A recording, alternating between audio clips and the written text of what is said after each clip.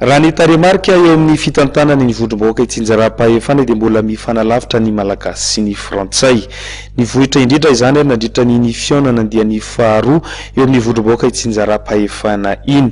Isan'ny nanatrika ny fionana moa tetsy amin'ny kalitona Anosy ny fikambanan'ireo ben'ny tanàna ao anatin'ny aingy ho an'ny komina ambanivohitra ka zava-dehibe ho azy ireny tohizan'ny fifankalalozana traikefa tahaka izao.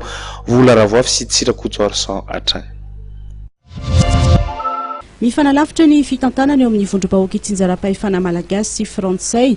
Eo amin'ny fampidiran-ketra ohatra dia tena ambony ny tahon'ny komina frantsay raha toa ka eo amin'ny manodidina ny 30 isanjato hatramin'ny 40 isanjato eo amin'ny ankabehany ny eto amintsika hoy ny fikambanan'ireo ben'ny tanàna ao anatin'ny aingy ho an'ny komina ambanivohitra Akama anisany andray anjara tamin'ny fionana teny amin'ny kalitona Anosy. Ho an'ity fikambanan'ity dia zava-dehibe ny tohizan'ny fifanakalozana traikefa eo amin'ny mpitantana vondrom-bahoaka itsinjaram-pahefana. Ilaina le fionana ohatr'izao ary ny fanaovana an'izao fionana izao dia hitondrana ny traikefa samby hafa satria zay moa échange zany zavaraha atao fanakalozana ary indrindra fanehoana koa ny fivoarana ny tanàna indrindra any amin'ny collectivité décentralisée any amin'ny toerana any France sy eto Madagasikara. Indrisy nefa fa raha jerena amin'ny lafin'ilany dia ilozanjareo lavitra be tokoa tsika.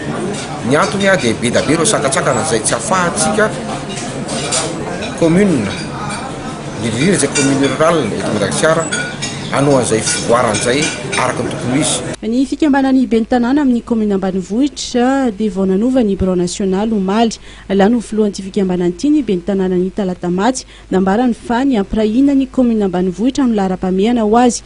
Ankoatra ny fanamafisana ny serasera eo amin'ny samy ben'ny tanàna mbola izaka tanterana ihany koa ny fampahafantarana ny tena andraikitry ny ben'ny tanàna.